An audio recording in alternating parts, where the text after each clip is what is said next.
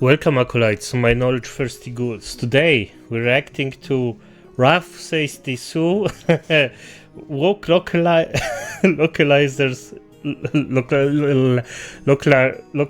you know what I mean. Localizer attack Weebs for criticizing their mistranslation. And by the way, this is something that the Localizers, not a lot of them, but a few of them, and I mean pretty mischievous people, how's it called? Mistranslated some freaking things. A lot of things. And they did that for a very, very long time. And now it actually shoots back because there was a AI thing where people just say, yeah, AI is fine. Why? Because it's irrelevant if you mistranslate it or the AI makes mistakes. At least the AI doesn't do it on purpose. Yeah, so it just backfires. Localizers just have the worst time right now, and I'm actually sorry for those that actually did their job, but those few efforts that did this stuff and did a real disservice to the entire thing. Actually effed everything up for everyone else, as it always is. There are always some bad apples that just F this stuff up for everyone else. But as a nice little song goes that I heard yesterday, from a scale from 1 to 10, my friend, you're effed. Yep. I don't know what this is, I really have to get it out, but damn. Let's hear what they actually have. Now they're attacking Weebs, like one of their main customers, by the way.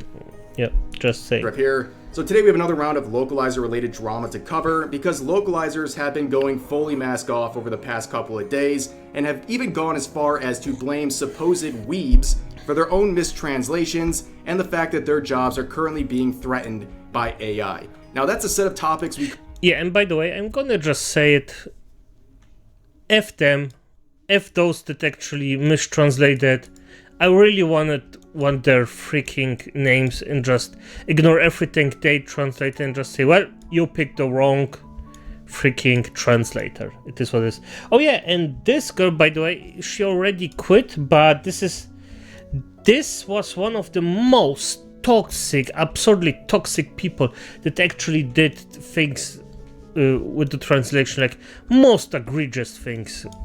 But hey, this is what it is. Covered in this YouTube video about 2 days ago, and to sum up that video in about 30 seconds for context, the recent edition of the English release of Ancient Magus' Bride manga came out with AI translations, and a lot of localizers were upset about this, and they were threatened by AI because it might actually replace their jobs. Yeah. But a lot of people responded to that by saying, you reap what you sow, because for decades, localizers have been abusing their position of trust and authority as translators to insert random political messages and Gen Z humor into their translations of anime and manga, where it was completely inappropriate. And this image really sums up a lot of the responses where people can recognize that AI translations are not ideal, while also saying, we're not going to feel sorry for localizers who might lose their jobs to AI. Can you imagine something as hated as AI? Well, maybe not hated, it's not particularly popular with normal working folks. And you're literally better off hearing an AI than them. This is just sad. It's just totally sad. But hey, it is what it is. Because for a long time, they've been abusing their position as a translator for their own selfish reasons. Yep. Now that's where we were 2 days ago. In the time that has passed, things have evolved, okay? The coping and seething from localizers has gotten much worse. They are now coming out with multiple strings of logic that they're using to their defense. Number one, they're saying that if you have a problem with localizations, you should simply learn Japanese. And until you do, you can't criticize their translations. Bullshit. If I have a service and this service gets corrupted, you can just say, no, I'm not using the service and I'm gonna criticize it. And of course, I'm gonna warn other people that I know, hey, the service that you wanna take, that you wanna use, no, it's effed up. It doesn't do what it actually does. They'll say, or that they wanna sell you. Don't use it. Yeah, and I'm sorry if you don't like it. F you. It's that simple. F you. Just do your effing job. And then when that didn't work, they went as far as to say that anyone who's criticizing their translations is an alt-right Nazi weeb. Yeah, of course. Yes, I wish I was exaggerating, but I am not. So let's start off with this tweet. No, and by the way, just a question in the room, Acolytes. Didn't it already lose any kind of meaning right now for you? Because let's be honest, everyone, every single person that actually just disagrees with someone like this just gets called names like Nazi, like Rechtsradikal, like misogynist, like fascist. Didn't those words already just lose every meaning it had to you? Because to me it did. It's just nothing.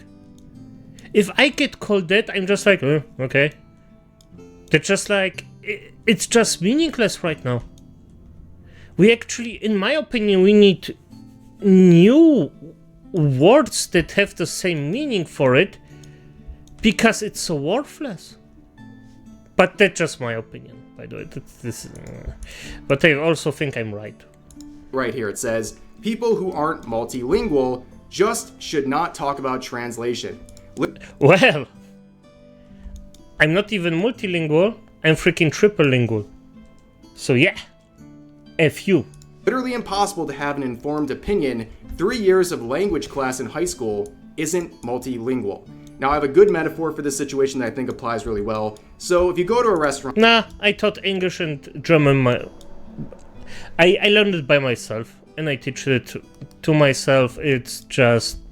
And I'm still learning English, by the way, so that's why it's broken. I'm sometimes unsure about the words that I'm actually saying. But F it, I didn't need 3 years of school for this.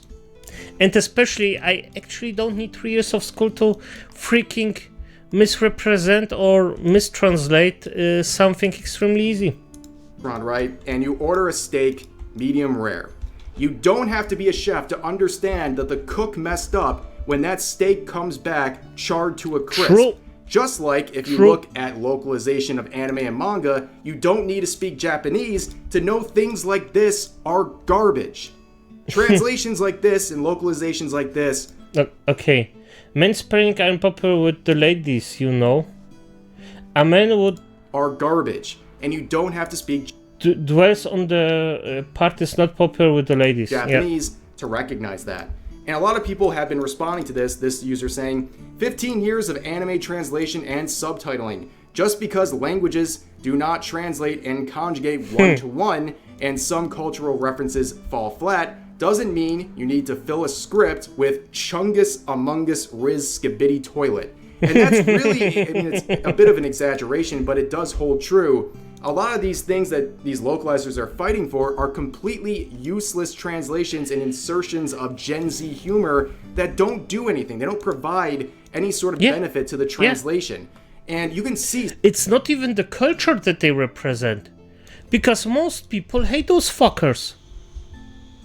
Yeah, and I'm sorry if you are one of the normal people in Gen Z. I'm sure you're a nice person. But sorry, because of those few bad apples, you're also in it. I am really sorry about it. But it is what it is. Sadly, it is what it is. Some localizers fighting for this exact point. This localizer saying, and yes, sometimes that means using yeet, sus, incel, etc. Yes, memes like this are becoming a reality. Localizers really are fighting for that sort of language in their translations. And of course, after they said this, they would private their account, just like a lot of localizers have done in this situation. But moving forward, here's another localizer with... Because why having a few balls than actually doing it? But, well, I mean... yeah, okay. With their hot take on this situation that would get mocked into oblivion, they say, the amount of angry weebs still mad at translators and localizers disrespecting the source material when bro can't even read the source material. Ooh, what a burn.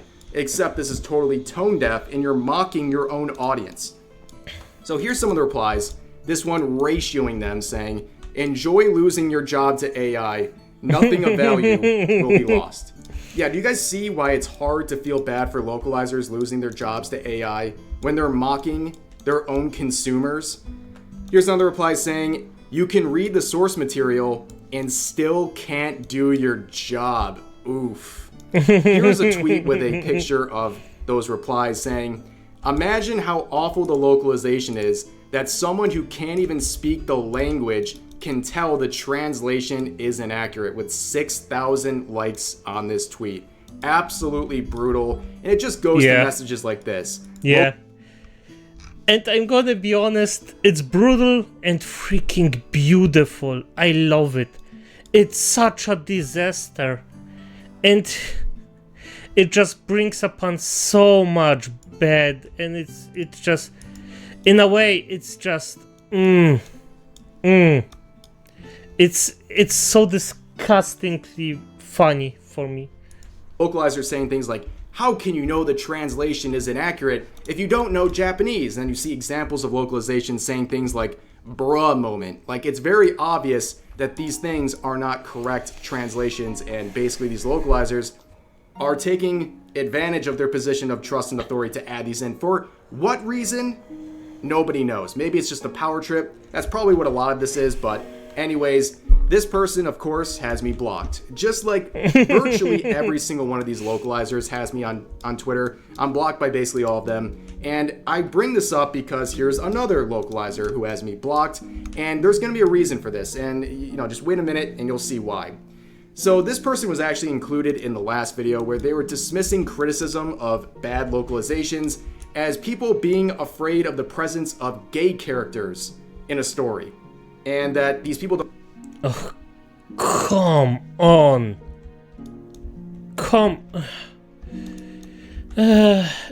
Okay, just so you know my opinion about it. I don't care if a character is gay or not. I just care if it's well written. That's all I care about. And most gay characters these days are just so misrepresented and so badly written that it's more of a parody than it was to a time where they were misrepresented on purpose. It's really, right now, it's a bigger joke than freaking 50 years ago. Don't care about accuracy in translations. It's more that they have a certain worldview. And of course, this is a pancakes waffles situation where this is not what they're saying, and this is just a complete goalpost shift to a narrative that never really happened. But they would go on to fight people in the replies. So recently, a user came forward with examples of bad localizations, and their response was, holy shit, your examples are already discussed Dragon Maid BS and the effing Shaman King manga from 1998. Now, I think these examples are very valid, and the fact that some of them are older only proves how pervasive this problem is. This issue with bad localizations is not a new one. It's one that's been going on for decades. It's become normalized within the localization scene. They say this publicly. They say things like they want to see how much they can get away with before they get caught. So that's a good example showing that this has happened over a long period of time. And these are examples. If you want examples of people spotting bad localizations and someone shows you, you can't just dismiss it. And as you can see, when they're arguing with these accounts... And yes, of course, if you do a bad job. I mean, let's be honest, there is a difference between a person being a total D-bag and actually a lot of people saying you're doing your job wrong. And I mean a lot of people that actually can see it. They'll post screenshots of those users blocking them, which is a very obvious tactic that they're doing. So they go after these small accounts for a reason. They know that these smaller accounts like this one that has, I believe, less than 100 followers, because they know a lot of people aren't going to come to their defense. Yep. And instead of arguing with accounts like... Total scumbag. Total freaking cowardly scumbag.